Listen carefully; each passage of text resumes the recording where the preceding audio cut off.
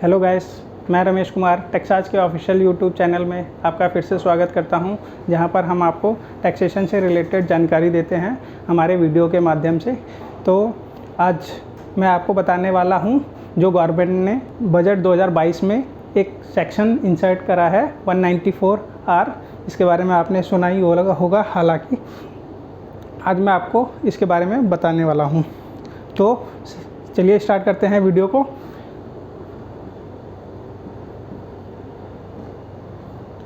ये TDS, जैसे आपने 194C, J या I इन सब के बारे में सुना होगा।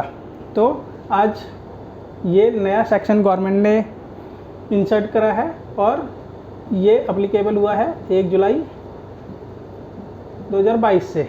अब ये किस पे अप्लीकेबल होता है? जैसे ये कॉन्ट्रैक्टर पे है, ये प्रोफेशनल सर्विस पे है, ये रेंट पे है। तो ऐसे ही ये है गिफ्ट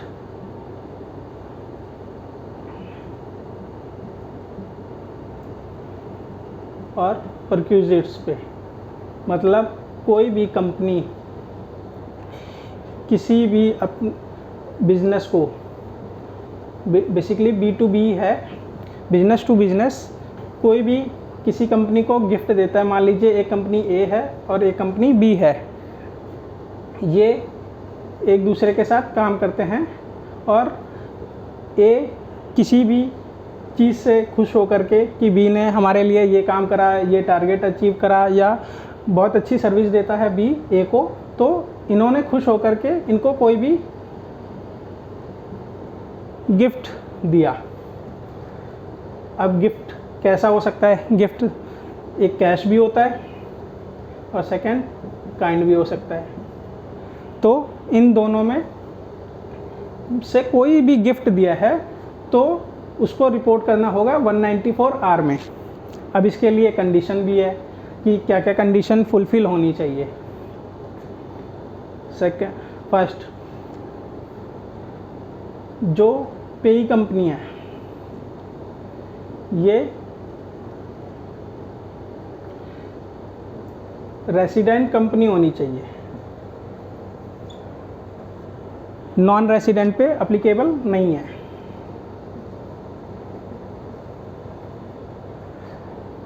सेकंड, जो ए कंपनी है जिसने गिफ्ट दिया है उसका लास्ट प्रीसीडिंग फाइनेंशियल ईयर में टर्नओवर 1 CR से अबव होना चाहिए।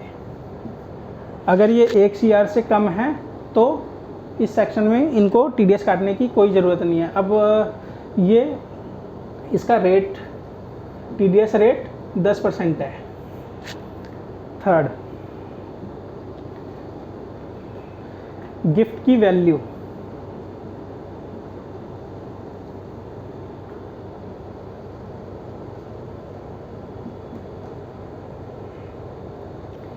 ये एग्रीगेट वैल्यू है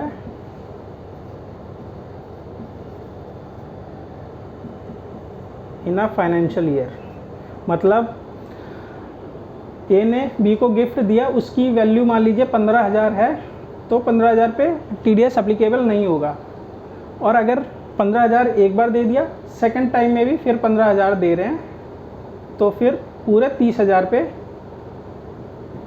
194R में ए को TDS काट के जमा कराना होगा बी के पैन पे।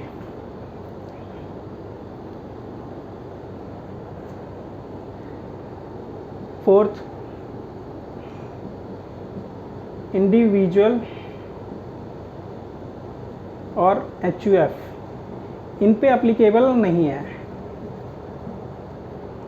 मतलब को जैसे आप किसी भी कंपनी के लिए काम करते हो, आप एम्प्लॉई हैं वहाँ पे और आपने कोई भी सेल्स टारगेट अचीव कर लिया है और कंपनी ने आपको खुश होकर के एक मोबाइल दे दिया 20,000 रुपये का, तो इस पे ये सेक्शन एप्लीकेबल नहीं होता है।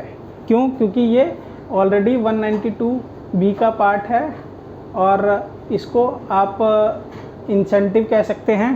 तो ये बेसिकली इसके अंदर कंसिडर नहीं होता, 194R में नहीं आता। मैं आपको एक और एग्जांपल के थ्रू समझाता हूँ। मान लीजिए आजकल आपने देखा ही होगा, मेडिकल जितनी भी लाइन है दवाइयों वाली, वो सब टारगेट रखते हैं कि अगर आपने इतना सेल कर दिया तो आपको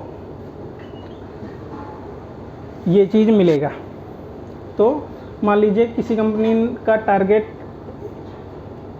कर दिया किसी ने पूरा, XYZ कंपनी ने 15 लाख रुपए का टारगेट उन्होंने पूरा कर दिया, तो जो जिसके लिए ये काम कर रहे हैं उस कंपनी ने इनको कार गिफ्ट कर दिया,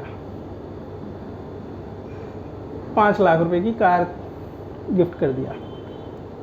तो अब 5 लाख रुपए गिफ्ट कर दिया, ये परचेज़ करा इन्होंने, मान लीजिए 4.5 प्लस 50,000 का टैक्स था, तो 4.5 इसकी वैल्यू लगाई जाएगी गिफ्ट की, और इस पे 4.5 लाख पे 194R में TDS जमा कराना होगा 10%, जो इस कंपनी को गिफ्ट दे रहा है XYZ को।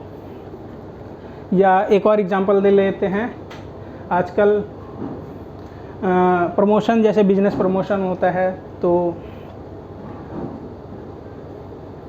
बिजनेस प्रमोशन के लिए मैंने किसी एक्टर को हायर करा। अब एक्टर की फ़ीस है मान लीजिए 2 लाख रुपए।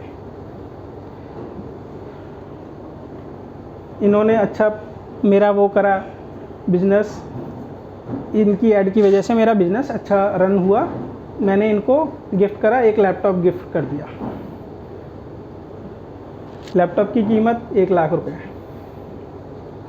तो इसमें जो बेसिक आएगा, मान लीजिए 80,000 रुपये बेस है और 20,000 रुपये का टैक्स है, तो 80,000 रुपये पे TDS काटना है, 8,000 रुपये TDS हो गया 10% के हिसाब से। तो अब मैंने तो लैपटॉप पूरा ख़रीद लिया है, मैंने तो पूरे 1 लाख रुपए अपनी जेब से दे चुका हूँ सामने, जिससे भी मैंने लैपटॉप परचेज़ करा। अब मैं क्या करूँगा, ये 8,000 रुपये कैसे रिकवर करूँगा, मैं इनकी ये फ़ीस में से 2 लाख रुपए में से एडजस्ट करूँगा, तो मैं इनको 192,000 पे करूँगा इनके अकाउंट में, या जैसे भी मैं पे कर रहा हूँ। बाकी बैलेंस 8,000 रुपये मैं इनके पैन नंबर पे जमा कराऊँगा 194R सेक्शन में। तो गैस, मेरे द्वारा दी गई जानकारी आपको समझ में आई हो और पसंद आई हो तो वीडियो को लाइक करें, चैनल को सब्सक्राइब करें, ताकि हमारी वीडियो सबसे पहले आप तक पहुंचे। और आप किसी भी टैक्सेशन से रिलेटेड कोई भी क्वेरी है तो आप हमें कमेंट बॉक्स में कमेंट कर सकते हैं, उसका हम आपका रिप्लाई ज़रूर देंगे। Thank you.